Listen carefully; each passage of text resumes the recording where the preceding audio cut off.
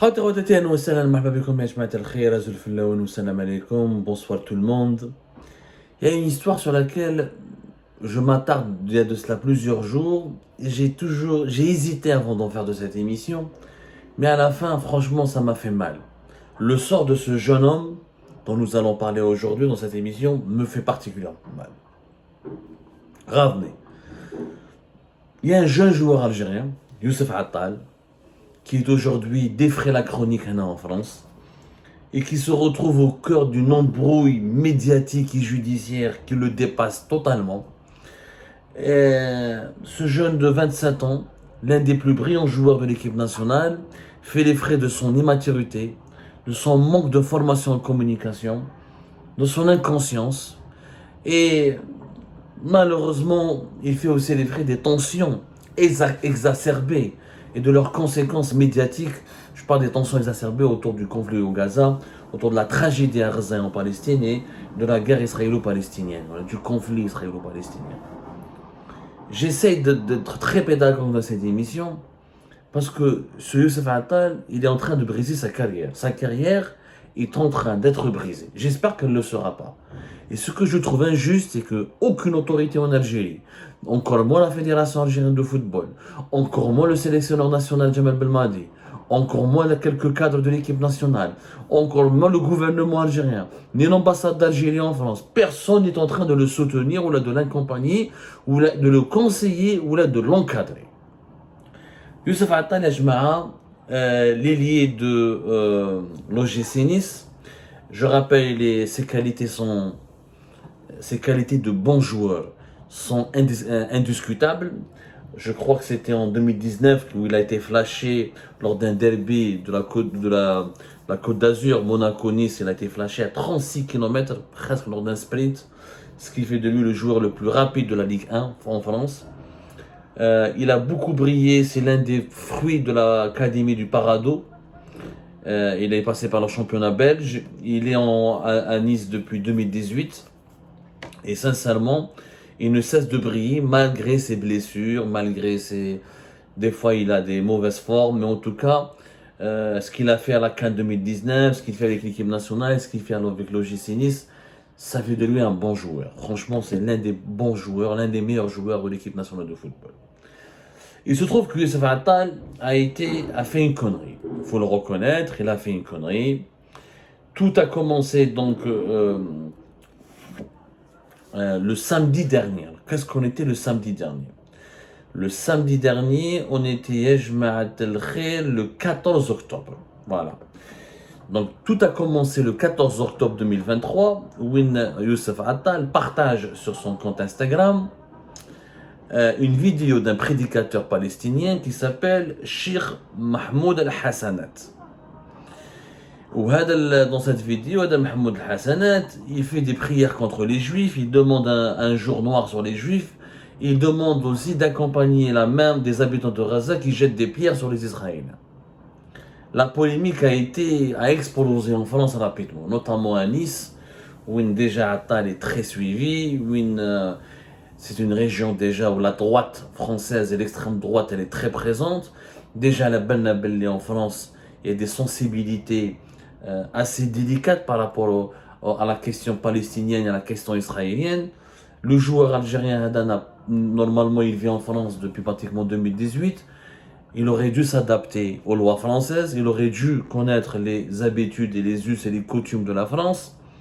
Et cette publication a été interprétée par son club, par les autorités locales de la ville de Nice, par beaucoup de supporters de Nice, par beaucoup d'habitants de Nice et des observateurs et des journalistes connaisseurs du football français ou spécialisés dans le football français comme étant un appel à la haine contre les juifs, comme étant des propos antisémites, comme étant aussi une apologie au terrorisme. Parce que cette vidéo, cette publication qui a été partagée par Youssef Attal est en relation avec l'attaque du Hamas contre Israël le 7 octobre dernier, et elle est en relation aussi avec les événements tristes et sinistres de la riposte israélienne contre la population de Gaza. C'est une erreur, c'est une grossière erreur ce que vient de faire Attal. C'est une erreur. L'erreur, elle s'explique par l'immaturité du joueur. D'abord, le club, donc, il a convoqué l'OGC Nice, ils ont fait un communiqué hier, le 18 octobre 2023. Ils ont dit que compte tenu de la nature de la publication partagée et de sa gravité, le club a pris la décision de prendre immédiatement des premières sanctions disciplinaires à l'encontre du joueur, préalable à celles qui pourraient être décidées par les instances sportives et judiciaires. Parce que ce que peut-être les gens ont du mal à comprendre, c'est que maintenant il y a une enquête. Une enquête du parquet de Nice pour apologie du terrorisme, une enquête préliminaire. Une enquête préliminaire, ça veut dire que pour apologie du terrorisme et provocation publique à la haine ou à la violence à raison d'une religion déterminée. Ça veut dire que les juges vont prendre possession de ce dossier, ils vont voir si l'attitude ou les propos tenus sur le compte Instagram de Youssef Attal méritent d'être poursuivis ou là. Est-ce que ça mérite d'ouvrir une information judiciaire ou là. C'est une situation très compliquée dans laquelle se trouve ce joueur. Le club a décidé de le suspendre. Même Youssef Attal avait présenté ses excuses et le club de l'OGC Nice le reconnaît. Il a fait d'autres textes où il dit je suis attaché à la paix, je m'excuse ou je ne voulais pas appeler à la haine, etc. Mais la polémique, d'ailleurs le club le dit, le joueur reconnaît son erreur en retirant rapidement le partage de la publication. Il a présenté ses excuses écrites et publiques. C'est vrai que Youssef Attal a présenté ses excuses et il a dit que moi je suis attaché à la paix et je ne voulais pas blesser la sensibilité des uns et des autres. D'ailleurs, je ne sais pas si on peut retrouver les excuses de Youssef Attal. Mais peu importe. Cette affaire qui ne suscite aucune réaction en Algérie, alors que les Algériennes et les Algériens adorent, notamment les dirigeants algériens adorent donner des leçons à la France, critiquer la France, défendre la cause palestinienne. Maintenant, comment traiter cette affaire? Je ne connais pas. Youssef Attal, il est fautif à 100%. Un joueur de football n'a pas à s'exprimer sur des questions politiques ou là des événements de l'actualité internationale, des événements très chauds et très brûlants, sans faire attention aux mots qu'il utilise. Il y a une différence, mais il y a une grosse différence entre les Israéliens et les Juifs.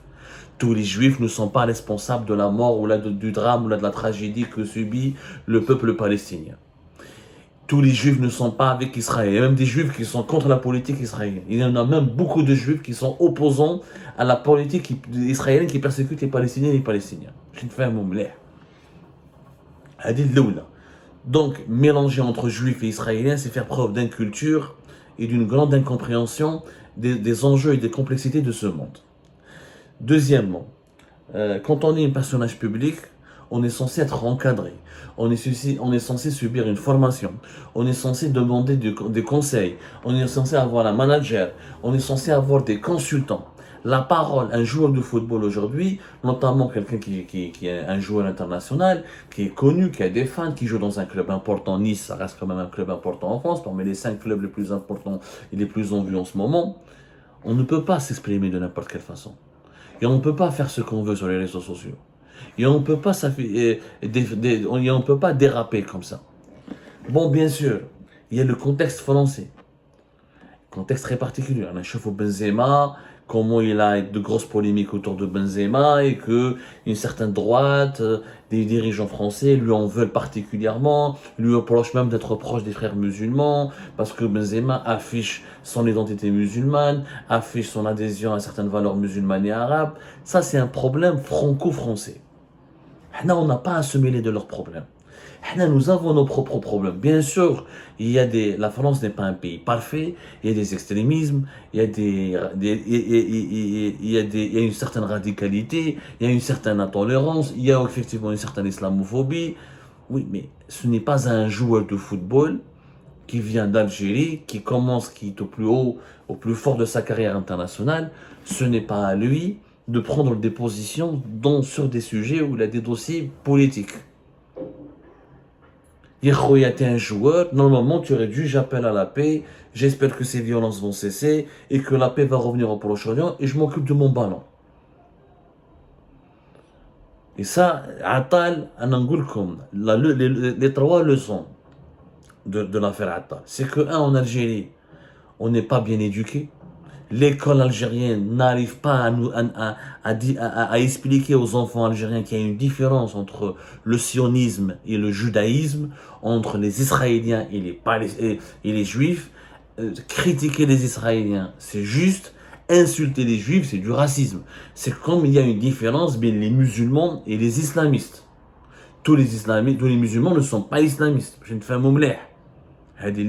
Deuxièmement, le manque criant une incapacité totale à s'intégrer dans une société quand on est à l'étranger. Les Algériennes et les Algériens sont très attachés à leurs valeurs, à leur culture, à leurs coutumes, à leurs valeurs religieuses, à leurs valeurs juridiques. Quand un étranger vient en Algérie, on n'a pas envie qu'il se comporte de n'importe quelle manière. On a envie qu'il se conforme aux règles de la société algérienne, à la pensée qui domine, aux croyances dominantes de la société algérienne. Et bien l'Algérien, quand il s'est déplacé à l'étranger, doit faire la même chose. Il doit appliquer ce qu'il revendique chez lui. Mais chez David Bled, tu ne veux pas que certaines personnes affichent leurs croyances ou leur idéologie parce qu'ils sont contraires aux croyances et aux idéologies dominantes de ton pays. Mais quand tu vas à l'étranger, tu te permets de vouloir imposer tes propres croyances et ta propre vision des événements du monde. Non, tu es dans un pays étranger. Tu n'es pas. Karim Benzema est un Français. Il est entre lui et ses dirigeants. Karim Benzema, nous, n'a pas à se positionner. C'est un Français, Karim Benzema. Il veut maintenant attaquer, Darmanin, il veut déposer plainte, il veut dénoncer, il veut prendre position. C'est un Français. Youssef Attal est un Algérien, c'est un invité. Il est là dans un pays où il est censé respecter les règles. En France, l'antisémitisme, il est combattu. En France, l'État français, les dirigeants français ont une certaine vision du conflit israélo-palestinien. Il n'y a pas un alignement systématique des dirigeants français ou des autorités françaises sur la question palestinienne. La question palestinienne en France n'est pas une cause nationale comme en Algérie. Ce n'est pas une cause sacrée comme en Algérie. Et les Français, beaucoup de Français soutiennent l'indépendance de la Palestine, mais beaucoup d'entre eux sont très attaché à Israël, à sa sécurité, à sa préservation, à son avenir, etc. Donc ils ne veulent pas qu'Israël soit remis en cause ou attaqué, etc. C'est des problématiques franco-françaises. Nous, les Algériens et les Algériens, on a une certaine vision du monde et de l'avenir et nous voulons l'appliquer dans notre pays. Les Français ont une certaine vision, une conception de la vie, libre aux Français de la changer. Je parle en ce qui concerne les Algériens étrangers. Quant aux Français d'origine algérienne, ils sont dans leur pays, il y a des lois qui garantissent la liberté d'expression, ils ont le droit de s'exprimer comme ils veulent. Idem pour Karim Benzema. Pour vous dire, moi j'ai pas besoin de défendre Karim Benzema, il est suffisamment fort pour se défendre lui-même. Par contre, Youssef Attal, je vois des médias algériens qui parlent plus de Benzema que de Youssef Attal. Sid ma yarafch, غلط, il a présenté ses excuses, il fait toujours l'objet d'une enquête, ça pourrait briser sa carrière, il est suspendu dans son club, il pourrait ne plus rejouer, il pourrait peut-être être amené à quitter Nice. Ça va être très difficile maintenant de quitter ce club alors qu'il avait des ambitions, alors que Nice quand même essaie de jouer les places européennes. C'est malheureux. C'est malheureux. J'aurais aimé voir Jamel Belmadi intervenir. J'aurais aimé voir la Fédération algérienne de football intervenir. Ce garçon, on ne peut pas l'abandonner comme ça. Moi, je ne crois pas que Youssef Attal est antisémite. Je pense que c'est quelqu'un qui était inconscient, n'a pas mesuré l'impact de ses propos sur l'opinion publique française.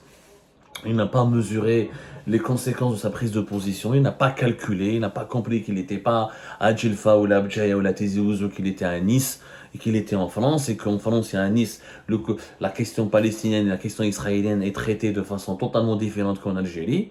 Et qu'il aurait fallu donc faire preuve de plus de modération. C'est tout. Je suis sûr, moi, que Youssef Attal, pour moi, n'est ni terroriste, ni un partisan de la haine. J'en suis sûr et certain. Mais ce garçon, maintenant, cette histoire va devoir le servir de leçon. Il faut que les joueurs algériens, il faut que les Algériens d'abord acceptent, fassent l'effort de s'intégrer quand ils immigrent à l'étranger et acceptent les sensibilités et tolèrent et ne blessent pas les croyances, les dogmes ou les règles des sociétés dans lesquelles ils veulent habiter ou là ils veulent résider, qui doivent se former à adopter une certaine culture de communication lorsqu'on est des personnages publics comme des joueurs, comme les écrivains, comme les musiciens. Et surtout, bon sang, ne mélangeons pas entre juifs et sionistes, entre israéliens et juifs. Ce mélange dangereux, rapidement, et nous permet d'être dans la haine et la xénophobie, alors que la cause palestinienne et le combat de la Palestine pour son indépendance, c'est une question de dignité, de droit, et c'est une cause noble. Il ne faudra pas la gâcher ni la noircir par des dérapages et des dérives racistes et xénophobes. Comme ça, essayons de parler de Youssef Attal, essayons de l'aider dans cette épreuve difficile, essayons de l'accompagner, de le conseiller, et essayons de convaincre le club de Nice de lui accorder une seconde chance, et essayons d'expliquer aux autorités françaises qu'une inconscience ou une méconnaissance ne signifie pas pour autant complicité ou la apologie du terrorisme ou la complicité avec des actes terroristes.